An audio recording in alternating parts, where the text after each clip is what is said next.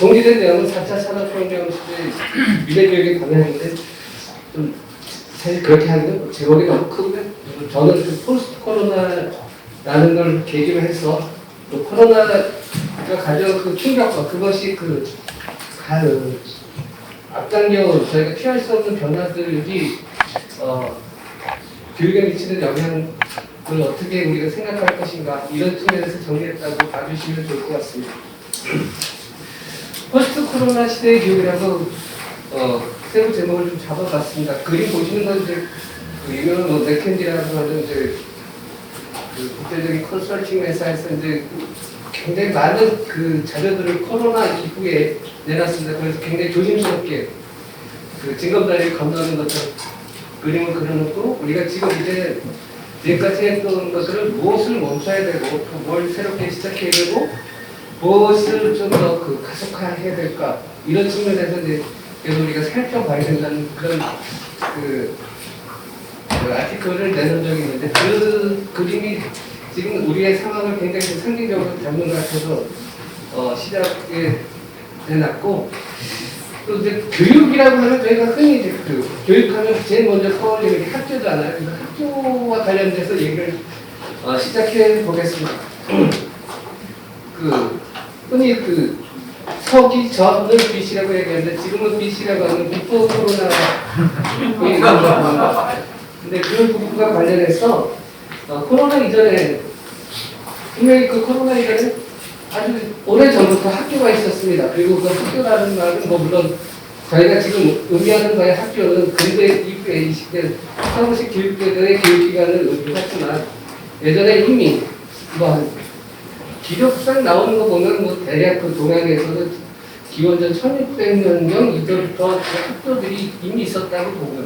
그런 것들은 서구의 그 그리스 로마에서 얘기하는 교육기관들보다 대충 멀리는 1000년까지 앞서는 그런 얘기들이 있는데 거기서 이미 그 시대에 이미 학교라는 용어가 나오고 다만 그 시대에는 학교가 이제 여러 가지가 있었던 것 같아요. 상서 학교 이런 식으로 그 고대 교육기관들 중국에서 나눴는데 의미들이 조금씩 다릅니다.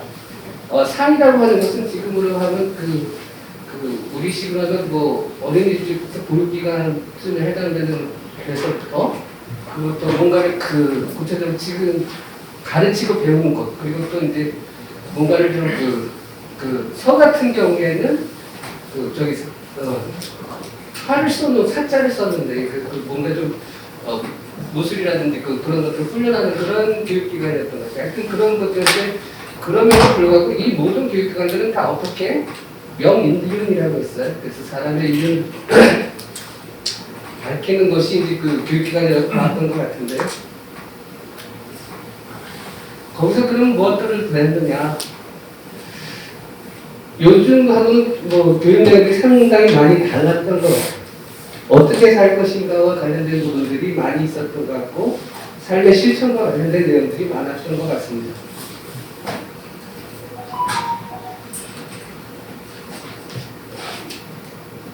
자세한 내용들은 자료로 이제 대신하고 제가 앞으로 한 1시간 정도밖에 쓸 시간이 없는 관계로 세부 내용들은 조금씩 점프하면서 말씀드리겠습니다.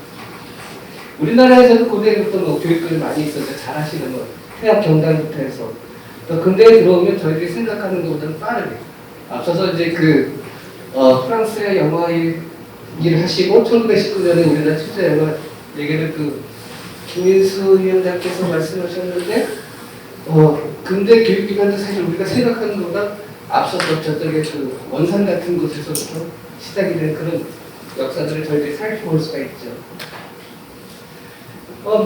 지금 우리가 생각하는 학계의 원형을 발전시켜 서구에서는 이제 스콜라 이런 의미에서 어떤 예전에 플라톤, 소크라테스 이런 양반들이 후학들을 데리고 아카데미아를 운영하는 그런 형태의 교육기관에서부터 출발해서 그런 것들이 중세에 와서 이제 어떤 기관의 형태를 갖춘 그런 교육기관이 만들어지는데 중요한 부분들은 뭐냐면 그런 시대의 교육들은 다 유한계급, 어떤 여유가 있고 그리고 또 어떤 노동으로부터 구속받지 않는 그런 계급에서 그 지식과 교양을 쌓았던 그런 것들의 속성이었다고 볼 수가 있겠죠.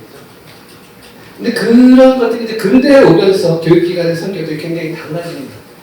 저희가 근대라고 얘기하는 역사를 속에서 살펴볼 것들은 이제 아주 중요한 역사적 계기는 산업혁명하고 프랑스 혁명인 것 같아요.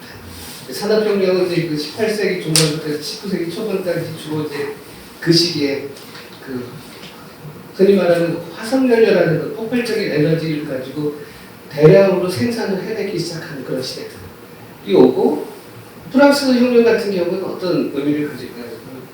프랑스 혁명은 달리 말하면 시민혁명의 시대인데, 그런 곳에서 이제 그 계급이라는 것이 이제 무너지는 그런 시대들이 다가옵니다. 그 속에서 이제 두 가지의 그 생산 패러다임의 변화와 그 다음에 그 봉건대까지 오던 그런 그 계급 질서 중심의 사회적 패러다임이 바뀌는 것, 이런 것 속에서 이제 전 세계가 요동을 치게 되면서 이제 그 사람을 키우는 일, 학교가 바뀌게 됩니다. 학교가 어쩌면 본격적으로 등장하는데요. 그 안에서 이제 그 말씀드렸던 그 상업업 발전, 시민계급의 대두 이런 것들 속에서 새로운 교육의 피해들이 생기고, 우리가 흔히 지금 생각하는 식의 그 중등교육이라고 합니다. 과거의 교육은 엘리트 교육만 있었다는 거예요. 그리고 산업혁명으로 해서 그 어떤 전통적인 존재들, 흔히 이제 장인이 있고 그 장인 밑에서 이제 그 몇 년 동안 물질을 지고 다니면서 그 구박받으면서 뭐 기술하려면 도제제도 시대의 것들이 근대적인 직업교육을 필요로 하는 실업학교들을 만들어내게 됩니다. 그리고 근대국가 성립이라는 속에서 비로소 이제 그 이전에 존재하지 않았던 의미의 시민, 그리고 또 국가를 이루는 국민의 개념들이 만들어지게 되죠.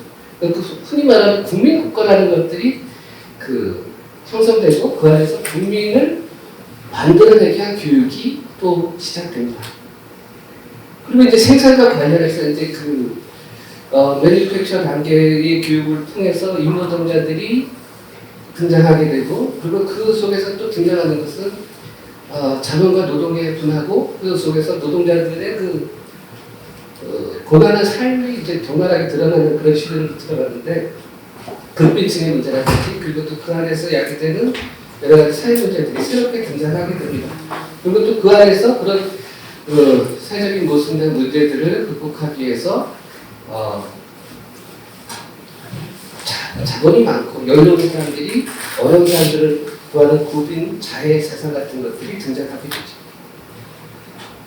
그런 것들을 그럼 어떻게 볼 것이냐? 빈민 교육 같은 것들, 그리고 또 그 아이들, 그들과 함께 등장하는 아이들의 문제, 이런 것들이 이제 새로운 형태의 뭐 자선교육도 나오고 자연사업도 나오고 그러지만, 중요한 부분들은 이런 것들이 처음에는 사회적인 문제, 거기에 시골의 그 농지를 버리고 도시로 공장으로 나와서, 반대로 얘기해야 되겠죠. 공장이라는 게 자꾸 생기면서 공장을 중심으로 한 도시가 만들어지고, 그 속에서 비숙련 그 단순 노동에 종사하면서 힘겹게 생계를 유지하는 사람들, 그리고 그 어른들이 노동에 매달리는 동안 방치된 그들의 아이들의 문제들이 바로 등장하게 됩니다. 그들과 관련돼서 이 아이들을 어떻게 거리에서 담아낼 것인가 하는 문제들이 바로 등장하게 됩니다. 전반적으로 그렇지 말씀드린 것들을 포괄적으로 종합해서 한쪽에서는 시민으로서의 삶을 살게 하기 위한 교육, 그리고 또 하나는 노동자로서의 삶을 살게 하기 위한 교육 같은 것들이 등장하는데, 그 안에서 그 노동자로서의 삶을 바라보는 시각이 두 가지겠죠. 노동자 자신의 입장에서는 어떻게 살아남을 것인가, 또 하나는 어떻게 하면 그 삶의 그 자각을 갖게 할까 하는 부분이 있고, 또 자본가라든지 공장을 움직여야 되는 사람들 입장에서 보면 어떻게 이 시골에서 농사만 짓던 사람들을 공장에서 일하는 사람들로 만들 것일까.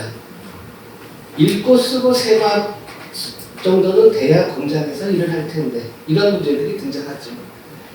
그 안에서 이제 나중에 시간이 되시고 이제 교육에 관해서 관심이 많으신 분들은 이제 그 프랑스 혁명의 그 혁명의회에서 소위 말하는 좌파 우파라는 말을 만들어냈던 그 혁명의회에서 그 극장파에 해당하는 콩도르세 같은 사람들이 어떻게 이제 그 시절에 교육을 공교육화하고 그 안에서 인권을 실현할 것인가 하는 논의들을 하고 그 공격의 뿌리를 만들었는지 한번 나중에 살펴보시는 것들도 좋지 않을까 싶습니다.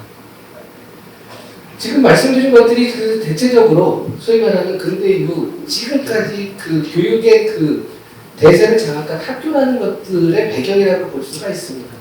그리고 그 안에서 만들어지는 학교들은 이런 거예요. 그 요즘은 많이 달라졌겠지만 흔히 우리가 여기 계신 대부분의 사모님들이 학교라고 떠올릴 때는 큰 학교 건물이 있고 또 큰 운동장이 있고 그리고 그 학교 그 건물과 운동장을 둘러싼 담장이 있죠. 왜 그 큰 곳에다가 많은 아이들을 그렇게 일시에 담아놔야 됐을까? 그리고 그 운동장은 뭐 하는 데 필요했을까? 거기에 많은 불안아들을 담아놓을 곳이 필요했고요. 그리고 또 그 아이들이 그 소위 말하는 질서라는 것을 수능할 수 있도록 하는 훈련을 하기 위해서 운동장이 필요했습니다. 그리고 그 아이들이 도망가지 않게 하려면 어떻게 해야 돼요? 울타리가 있어야죠. 근데 그런 모습들이 학교를 만들어 왔다고 극단적으로는 그렇게까지 얘기할 수가 있습니다. 어쨌든 중요한 부분들은 그 두 가지 축에서 어떤 산업사회의 필요에 의해서 또 하나는 시민사회의 완성을 위해서 양 측면에서 그 교육기관 또 공격이 있다는 것들이 필요해졌다고 볼 수가 있는데요. 그러면서 그 또 하나의 문제가 생깁니다. 그러면 이 아이들이 학교를 다녔는지 그 어떻게 교육이 제대로 됐는지를 어떻게 확인을 할 수 있을까요? 시험 봐야죠. 시험. 예. 그리고 또 그 사회가 계속 그 기술적으로 그 고도화되고 분화되고 사회가 그 시스템이 복잡해지니까 또 이 사람들을 적재조건에 뽑았어야 되는데 또 어떻게 해야 될까요? 누가 학교에서 그 시키는 공부 열심히 했는지 확인해야 되잖아요. 또 시험 봐야죠. 그래서 시험은 이게 그 얼마나 잘했는지를 확인하고자 하는 것도 있지만 필요한 곳에 뽑아 쓰기 위해서 선발하는 게 주된 목적일 수 있습니다. 선발하는 게 주된 목적이라면 당연히 무엇이 나오나요? 선발되지 못한 탈락자들이 나옵니다. 그래서 근대교육은 불가피하게 학교를 중심으로 해서 시험이라는 매개를 가지고 사회와 연결되어 있고 그 시험은 소수의 선발된 사람을 위해서 다수의 탈락자를 만드는 방식으로 정리되는 과정을 거쳐오게 됩니다. 세상 학교 조직 원리 같은 것들 저희들이 한번 숙고해 보면 같이 그 생각이 정리될 일이고 우리가 그 안에서 미처 생각하지 않았던 학교의 운영 방식이나 원리에 대해서는 또 이따 저녁에 깊은 대화를 나눌 시간들이 있겠죠, 그죠? 그런 부분에서 얼마나 시험이라는 것이 학교에서 실제 교육보다 더 점점 더 큰 힘을 발휘하게 되는지는 저희들이 함께 이미 실감을 해오면서 살지 않았을까 싶습니다.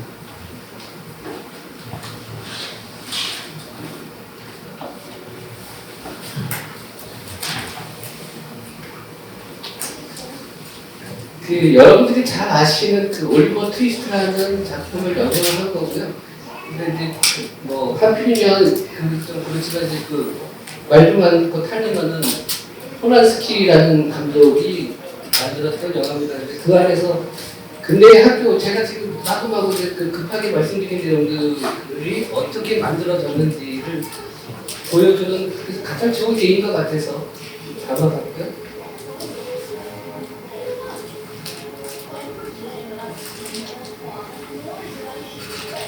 그 올리버라는 그 아이가 거리에 불안하가 되고 수용소로 가고 또 그 수용소에서 수용소인지 학교인지 모를 곳에서 어떻게 생활하다가 다시 거리로 도망쳐 나오고 하는 그 시절의 아이들의 모습도 있죠.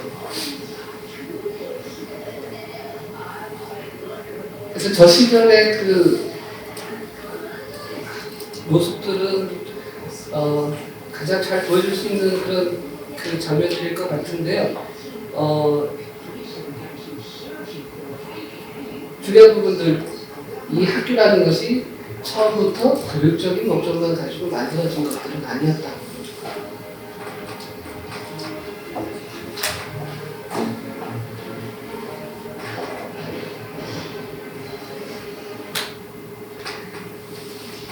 저런 곳에서 아이들이 한편으로는 일을 하면서 또 저런 곳에서 한편으로는 학교라는 이름 속에서 수용되어 있으면서 이제 그런 역사들이 이제 변해왔고,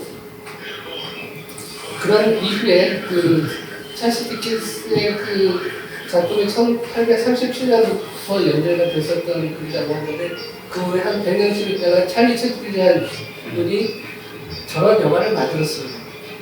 산업혁명 이후에 산업사회가 이제 정착되면서 그들 그 공장 노동자들의 모습들이 나오는 거죠.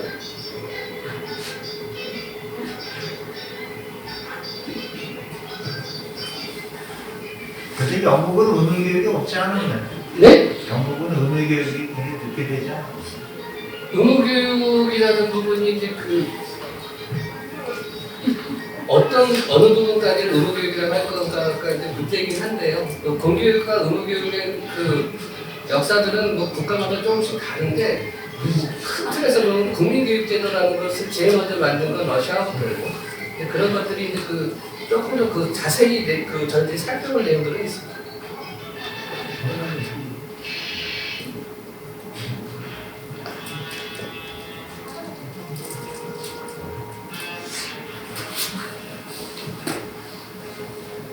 이제 저 영화가 모던 타임즈라는 건데, 저 영화 속에서 보여주는 건 이제 그 말씀드린 그 학교라는 게 있고, 거기서 이제 그 기본적인 교육을 받고 공장 노동자가 되고, 그렇지만 그 안에서 여전히 계속해서 부적응자들이 나올 수밖에 없고요. 그 안에서 그리고 또 그 겪게 되는 어려움 같은 것들을 뭐 볼 수 있는 부분들인데, 이 자체가 교육 제도하고 뭐 직접적인 관련은 없지만, 그 안에서 드러나는 교육을 통해서 또 그리고 사회에서 생산이라는 현장에서 나타날 수 있는 모습들 속에서 생각해 볼 부분들인 것 같아요.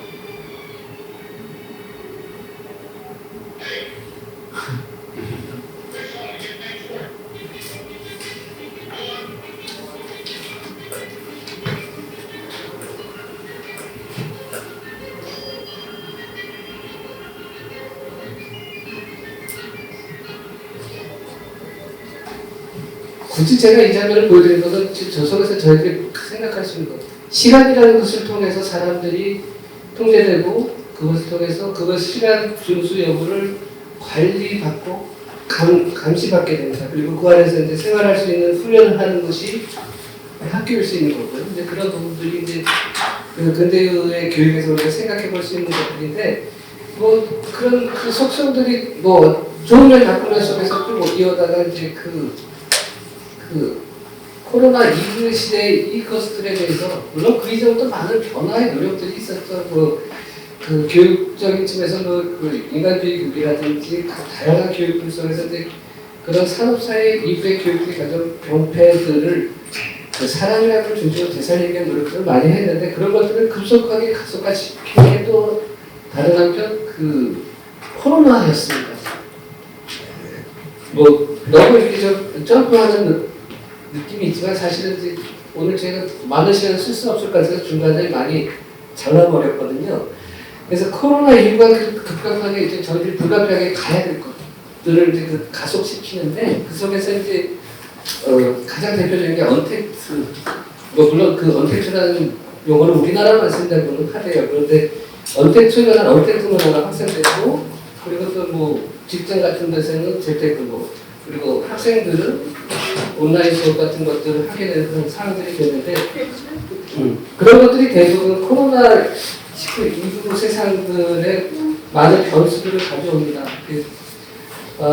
그 속에서 저희들이 살펴볼 거는 이걸 코로나라는 것이 충격이 단순하게 저희들이 그 쉽게 서로 만나고 어울리지 못하는 데 그치지 않는 게 아니고, 그 사회 경제적인 제 측면에서 모든 그 변화를 갖고 왔는데, 그런 것들이 이제 삶의 전반의 그 당장의 모습부터 앞으로의 삶의 방식까지 바꿔가고 있다는 거죠. 특히 여기서 이제 지금까지 그 산업혁명 이후에 그 소위 말해서 그 자연 환경이라는 것들을 인간이 그 일반적으로 과도하게 그 소비하고 하게 하는 형태로 망가뜨렸던 환경의 문제에 대한 각성들이 굉장히 중요한 부분일 수 있을 것 같고요.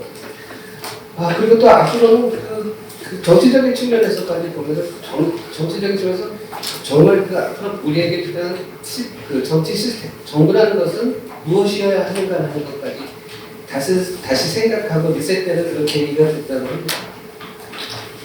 그래서 앞으로 이제 그 코로나 이후에 세상이 어떻게 바뀔 것인가라는 부분에 대해서는 이제 이게 그 어떤 지나가는 태풍이고 그 여파는 어디까지 갈 것인가라는 측면, 그 다음에 세계는 계속 고립될 것인가, 그리고 또 이에 관계된 중심의 자본주의가 진하게 가속되는 거 아닌가, 그리고 또 국제 질서는 아주 그 미국인도 제외하고 동아시아 상국이 그 영화 산업의 선두권에 있다고 말씀하신 것처럼 그 동아시아 국가들 중에서 제표될 여지가 다분히 커보인다, 이런 부분들이 좀 강조되고 있습니다.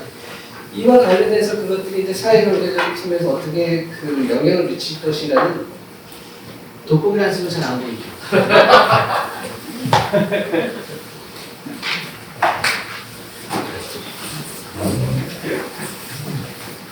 네. 그런 것들을 좀 살펴보시면 자료로서 좋을 것 같고요.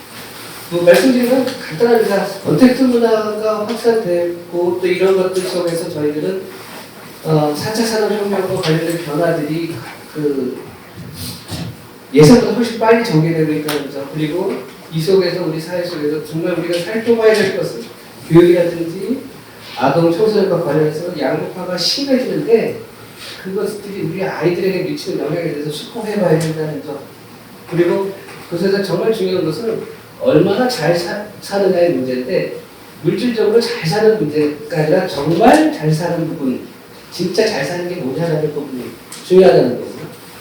그리고 이런 모든 것들이 소위 말하는 지속 가능한 세상이 되기 위해서는 환경 문제들을 저희들이 이제 그 지속 가능한 발전이라는 그 용어들을 유엔에서 쓴 지 한 30여 년이 넘는 것 같은데 이런 것들을 어떻게 담아낼 것인가 하는 것들, 실천할 것인가 하는 부분들을 교육 앞단에서부터 고민을 해야 되는 거예요. 산업혁명이라는 것도 지금 뭐 저희들이 생각하는 걸 4차 산업혁명이라고 얘기하는데 그런 것들이 과거에 18세기에 시작됐던 문제들에 비해서 지금 가속화되는 속도가 굉장히 빠르다는 점, 그리고 또 이게 물리적인 조건들의 변화를 주로 얘기했다면 지금 4차 산업혁명 단계에서는 시스템과 방식이 바뀐다는 점들이 저희들이 주목해보면 될 것 같아요. 굉장히 빠른 변화가 시스템과 방식을 바꾸면서 사람의 문제로 다가오고 있다는 것들이고요. 또 안에서 기술적인 것들은 많은 부분 앞에 강의에서 말씀을 정리해 주셨지만 그런 것들이 정말 그 수많은 것에서 초연결되고 또 우리 인간의 그 지적인 능력을 넘어서서 진행되고 있다는 점들을 생각해 볼 필요가 있습니다. 기술적으로는 이런 겁니다. 빅데이터, 사물 인터넷, 클라우딩, 데이터 이런 것들이 굉장히 조밀하게 연결되고 우리가 생각하는 것 이상으로 시너지라는 것 속에서 트랜스포메이션이라고 얘기도 하죠. 그리고 그런 것들 속에서 상상하지 못한 변화들을 만들어내고 있고 또 그렇게 갈 것이다. 기술의 변화들 같은 것들은 뭐 자료로서 좀 참고를 해주시면 좋을 것 같아요. 근데 저희들이 이제 교육과 관련해서 생각해 봐야 될 것, 우리 아이들의 삶과 관련해서 생각해 봐야 될 것은 이런 그 시대적인 그리고 또 그 기술적인 패러다임 변화뿐만 아니라 우리들 앞에 그리고 또 우리 아이들 앞에 그들이 겪게 될 삶의 조건들인데요. 잘 아시는 것처럼 우리 인구 구조 굉장히 고령화사회에 되고 있고 노인 인구 부양 비율이 굉장히 높아지고 있죠. 그리고 또 그 속에서 아까 말씀드렸던 양극화 문제 굉장히 심각합니다. 심각한데 이 양극화 문제가 우리나라 문제 아니고 전 세계적인 문제예요. 그래서 국가적인 양극화, 그 다음에 한 국가 내에서는 계층별로의 양극화, 세대 간의 양극화 이런 것들이 심해지고 있고 그러다 보니 개천에서 요 안 나온답니다, 이제. 그런데 점점 우리 아이들이 삶에서 느끼는 만족도는 굉장히 힘들어지고 있습니다. 근데 또 이게 진짜 구체적으로 나타나는 건 우리 아이들의 그 외형적인 신체 사이즈, 볼륨은 커지는데 체력적으로는 글쎄 라는 거죠. 마음이 많이 힘들어합니다. 우울증, 자살충 등 저런 수치도 굉장히 충격적이지 않으세요? 우리 아이들의 절반가량이 저렇게 힘들어한다는. 그리고 우리 아이들이 그 장애에 대한 희망 잘 느끼지 못합니다. 현실적으로 부모만큼 살기도 힘들겠다라는 걱정을 합니다. 88만 세대 이후에 77만 원 세대 얘기를 하고 있고요. 그러다 보니 이제 걱정하는 것은 지금 과거와 같은 방식으로 교육하고 과거와 같은 방식으로 우리 아이들이 성장하게 해서 우리 아이들의 삶을 우리가 어떻게 온전히 지탱할 수 있을까 하는 고민을 하게 되고, 그러면서 훅 또 건너뛰는 얘기도 이제는 앞으로 적어도 우리 아이들이 학교라는 것에 아이들을 붙잡아 놓고 뭔가를 하겠다고 하면 역량이라는 것들을 좀 키워줘야 되겠다는 것으로 전세계적인 고민이 모이게 됩니다.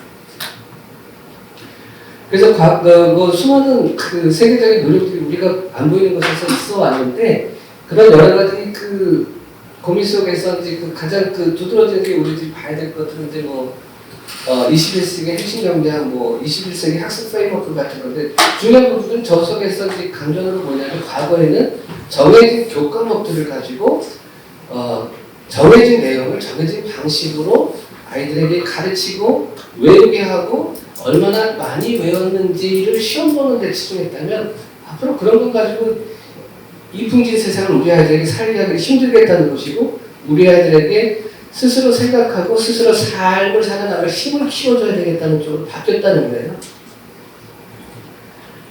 그래서 그렇다고 해서 지식이 중요하지 않다는 얘기는 아니고, 지식과 기능과 태도가, 삶의 태도까지 이런 가치적인 측면에서 모든 것들이 하나의 뭐라고 할까요? 통째로 이것들이 우리 아이들에게 키워져야 되지 않겠는가. 그리고 그 중심에는 누가? 과거의 교육이 가르치는 사람, 정해진 권위 있는 지식이 중요했다면, 앞으로는 누가 그것을 필요로 하는가. 그리고 또 그것을 배우는 사람은 누구인가. 당장 정해진 것을 배우는 게 중요한가? 아니면 앞으로 계속 배움의 자세를 가지는 게 중요한 걸로 바뀐다는 겁니다. 그렇게 이 프레임이, 전 세계적 교육이 프레임이 바뀌었고요.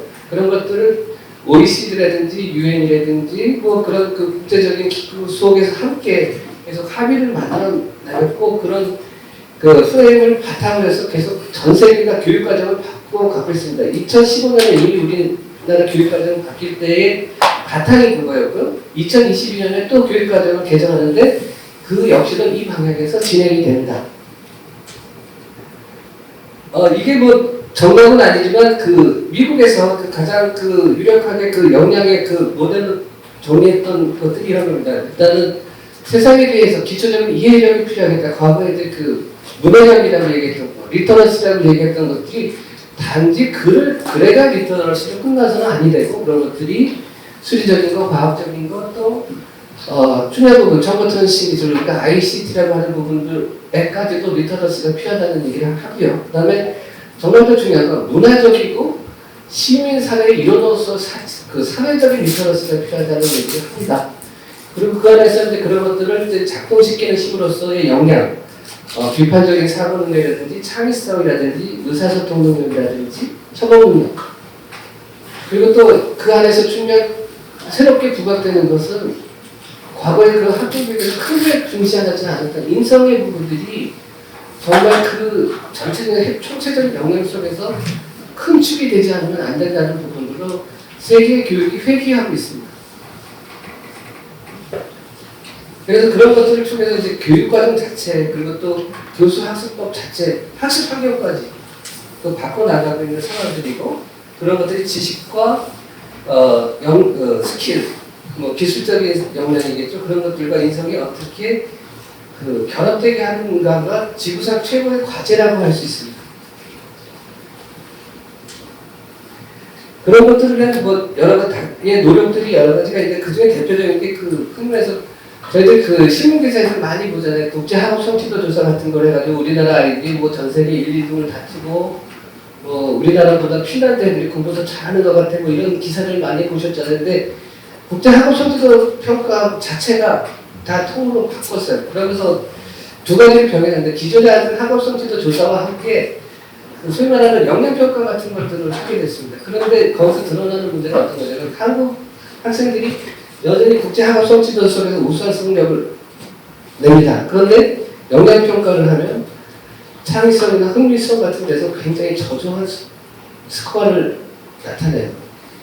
아주 우리나라가 교육과정이고 학교 교육 현장을 바꿔가지고 여전히 정말 앞으로 우리 아이들한테 필요한 것들을 키워내는 데는 많이 부족한 게 아닌가 그런 예상들을 하게 되는데요. 참고로 핀란드, 뭐 우리나라하고 제일 많이 그 비교되는 핀란드 같은 나라는 1970년대까지는 우리나라하고 똑같은 교육 환경이었다고 해요. 그 콩나물 교실에 입시 지옥이고 또 더 나아서 그 앞에는 내전을 겪었나 뭐 이런 것들이었는데 그 이후에 70년대에 국가적인 차원에서 교육개혁을 엄청나게 한 거죠. 그러면서 이제는 교육과정을 없애고 문화기반 교육을 하겠다고까지 바꿨습니다.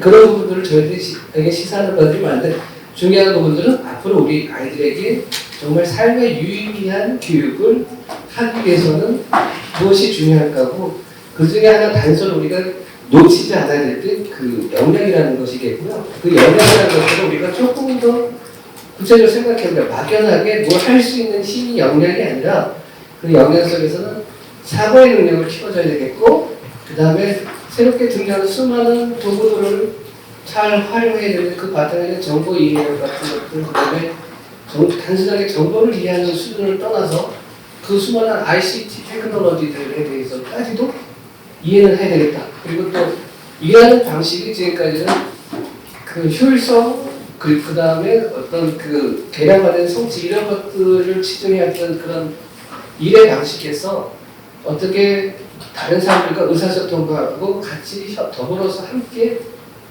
협업할 수 있는지 이런 부분들이 중요한 그 일의 방식으로 자리 잡아야 되겠다는 것.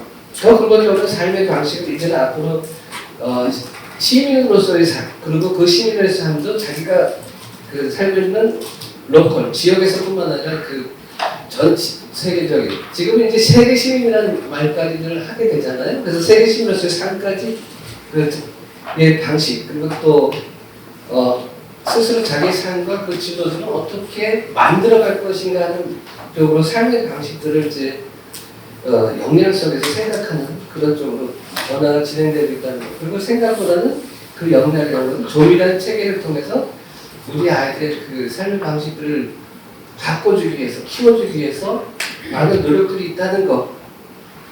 뭐 물론 우리가 이것들을 다 이렇게 숙지하고 우리 스스로가 작정해야 되겠다는 얘기는 아닌데 그런 쪽에서 교육 시스템이 바뀌고 있다는 것은 저희들이 이해할 필요가 있겠죠.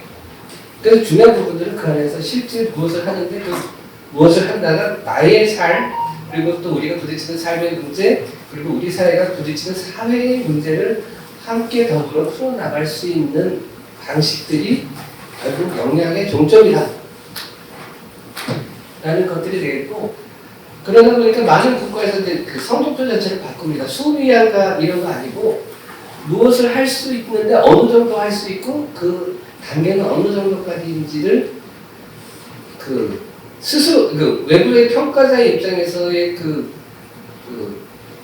판단에 필요한 것들뿐만 아니라 이것을 보고 이 성적표를 받아본 내 성적표 속에서 나는 어느 단계에 와 있고 어느 단계 다음 단계에 가기 위해서 무엇이 필요한지를 알 수 있는 형태로 바뀌고 있다.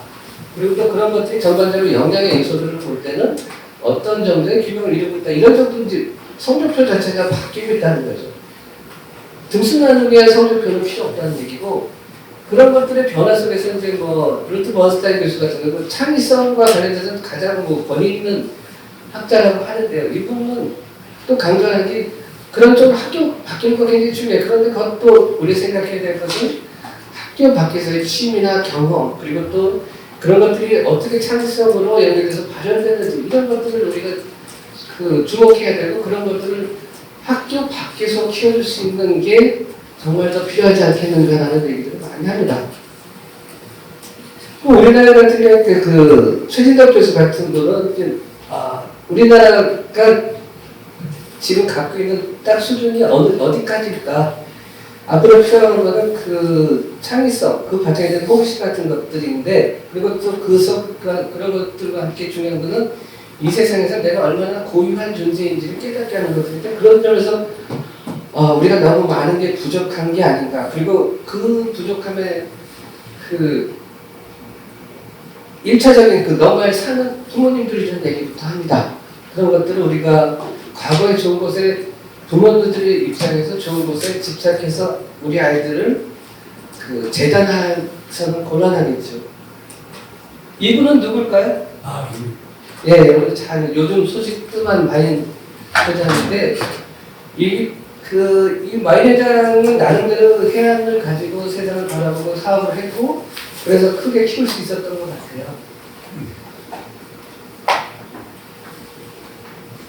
이 마인 회장이 바라보는 세상은 IT라는 것, 기술의 변화에만 주목하지 말자는 얘기인 것 같습니다. IT라는 것을 넘어서는 우리가 이제 디지털 변화, 디지털 트랜스포메이션이라고 얘기하는 진짜 4차 산업혁명의 본질 속에 들어가면 이거는 어떻게 앞서 계속 말씀드린 게 이게 세상을 어떻게 바뀌는지 그리고 타인에게 어떤 영향을 미치는지에 대해서 생각하지 않으면 정말 우리 시대에 필요한 변화, 우리 시대가 요구하는 플랫폼을 만들 수 없다는 얘기를 합니다.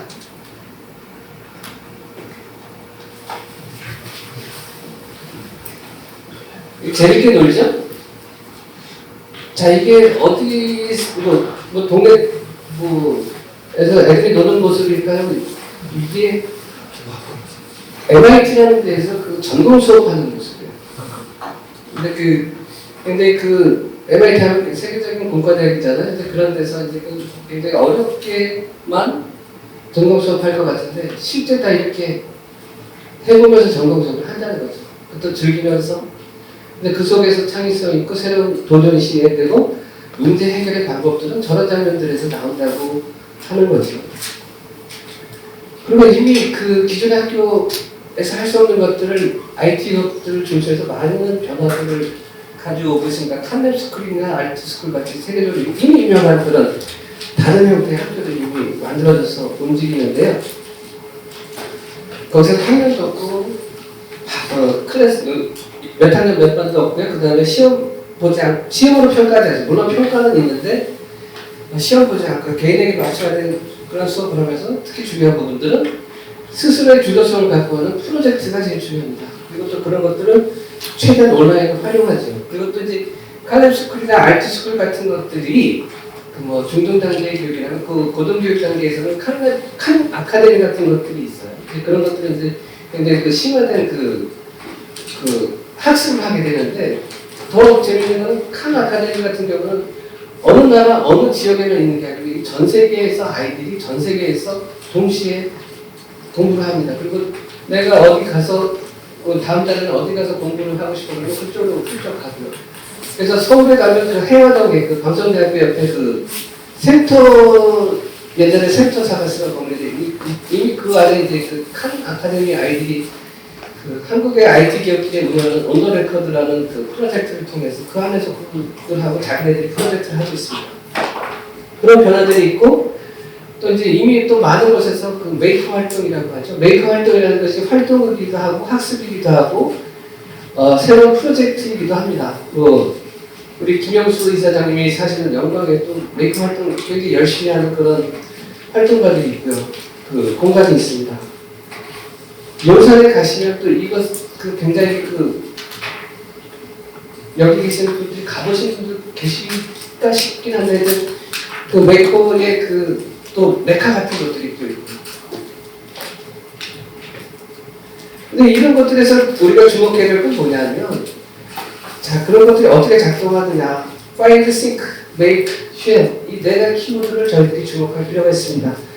뭔가 주변에서 관찰하고 해결될 문제를 포착하는 거죠. 그리고 그 해결하기 위한 아이디어를 찾고 어떻게 해결할까 계획을 세우고 그걸 직접 이렇게 생각하고 그 기록하는 데 끝나는 게 아니라 뭔가 해결할 수 있는 걸 만들어 봅니다. 그리고 그 결과를 설명하고 함께 공유하는 거. 공유까지 저희 꼭 기억해야 되고.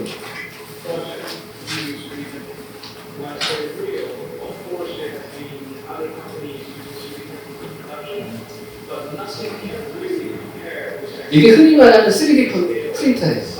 근데 이 3D 프린터가 나중에 뭘 만들어낼까?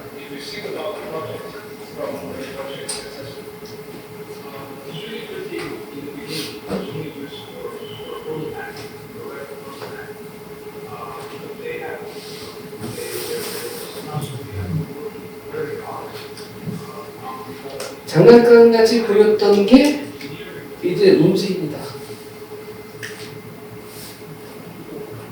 3D 프린터 자동차 만든 거예요. 근데 이게 이제 그 아까 말씀드린 그 메이커 활동에서 출발한 것들이고요. 그리고 또 그걸 국제적으로 협업을 합니다. 이태리에 있는 그 메이커를 주로 하는 회사가 중국의 3D 프린터 회사하고 협업을 하고 그 출발점은 중국의 미국 청년이었고 그리고 저 아래 모든 것들은 3D 프린터로 제작을 합니다. 2,000개 이상 그 기존의 자동차에 들어가는 부품들을 한 60여 가지로 간소화했고요. 전혀 공해가 발생하지 않는 동력을 쓰고요. 또 중요한 부분은 저 재료들은 전부 플라스틱인데 그냥 플라스틱이 아니고 옥수수로 만든 소위 말하는 마인 플라스틱이죠. 환경의 문제까지 접근하는 거예요. 저 사람들이 포착한 문제의 범위는 그 지금 말씀드린 그 모든 것들을 어떻게 해결할까 해서 출발했던 거고요.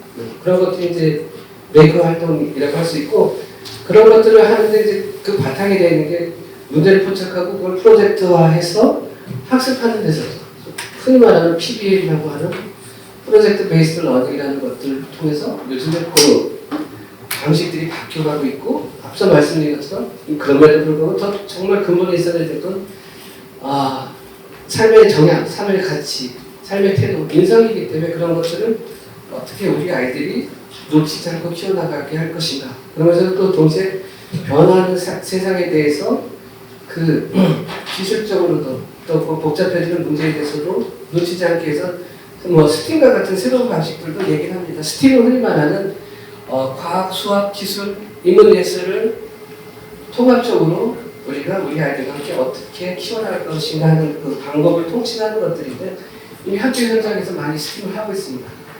미국 같은 경우에는 아직 그냥 스템이라는 거, 인문 예술까지는 조금 약하게 표현하고 있기도 합니다. 그런 걸 하고 있는데요.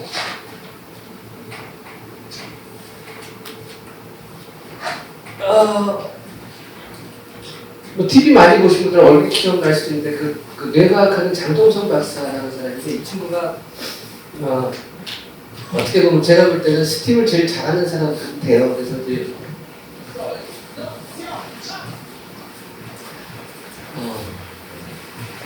수년 전에 그 독일에서 그 공부할 때 그 사이언스 슬랩이라는 프로그램에 나왔던 장면입니다. 사람의 뇌에 대해서 이제 그 장동선 박사가 설명하는 방식을 잠깐 봐주세요. Ne? Aber jeder hatte Hirn. Und was kann das Gehirn von uns? Da möchte ich euch heute Abend erzählen, was für Dinge unser Gehirn alles kann. Und zwar, es gibt Neurone in unserem Gehirn, mehr als es Sterne im ganzen Universum gibt. Es gibt Neurone, die erkennen zum Beispiel das Gesicht von dem Mann, die Katze, das Messer, die rote Pfote und das alles zusammen. Das möchte ich heute Abend mit euch in einem Live-Experiment erzählen. Okay, erste Aufgabe. Ihr seid jetzt alle Neuronen. Was können Neuronen? Sie können feuern. Was könnt ihr tun? Klatschen. Wenn ich meine Hand hebe, klatscht. Wenn ich sie runter tue, dann hört ihr auf. Könnt ihr das? Okay. Respekt, ihr seid supergeile Neurone. Cool. Dann können wir mit dem eigentlichen Experiment anfangen. Und zwar das simuliere ich jetzt am Klavier. Und wenn ich ein Lied spiele, das ihr kennt, dann feuert ihr. Wenn ihr das Lied nicht kennt, dann feuert ihr nicht. Alles klar? Gut.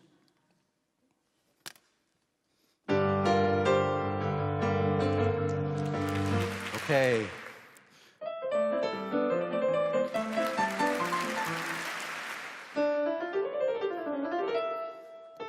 Wart mal, wir sind im Dortmunder Konzerthaus. Ich kenne die chromatische Fantasie und Fuge in D-Moll von Johann Sebastian Bach nicht? Das ist ja mal wirklich... Okay, aber ihr habt das genau richtig demonstriert. Ihr kanntet Smoke on the Water, Hit the Road Jack. Aber was ihr nicht kanntet, war die chromatische Fantasie in Fuge in D-Moll von Johann Sebastian Bach. Und die Neurone können auch nur auf erlernte Reize reagieren. Habt ihr super demonstriert, ihr seid super Neurone. Cool, aber ich wollte euch erklären, wie untersuche ich Handlungen im Gehirn. Und das machen wir jetzt nämlich so, dass wir die Gruppe in 2 Neuronen aufteilen. Hier seid ihr Rock-Neuronen. Ihr feuert, wenn ihr Smoke on the Water hört. Und hier seid ihr Klassikneurone. Wenn ich das Menuett von Boccherini spiele, dann müsst ihr feuern, okay? Und immer wieder, wenn ich das spiele, müsst ihr wieder feuern und wieder feuern. Das probieren wir mal aus.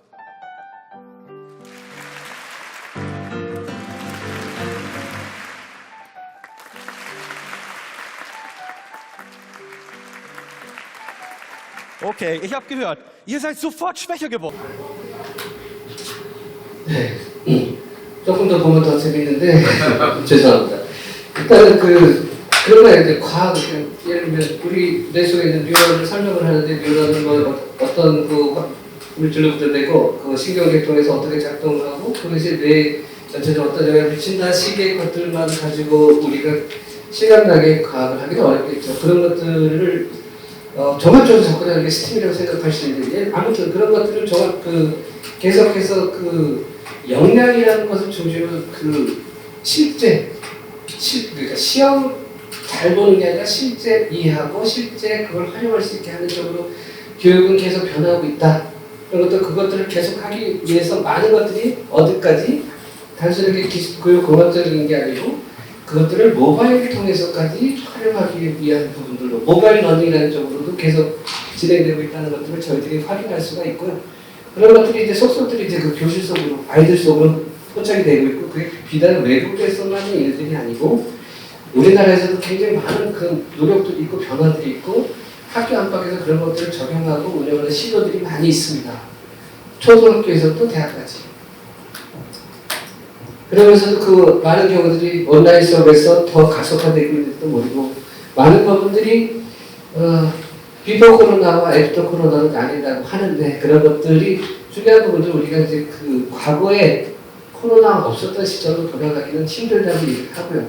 그럼 우리는 코로나가 가져온 그 가속화된 변화들을 어떻게 소화할 것인가, 수용할 것인가, 그리고 능동적으로 이끌 것인가 하는 게 비단 교육의 문제, 우리 아이들의 문제뿐만 아니라 우리 모두의 문제겠죠. 그런 것들을 해나가야 되는데 그 속에서 더 강조되는 건 역량 속에서 인성이 강조되듯이 정말 우리가 교육이라고 얘기하면 우리 아이들을 생각한다고 하면 좀 가장 기본은 뭘까? 본질은 뭘까? 이런 부분들에 대한 원점에서의 변화가 필요하다는 얘기들이죠.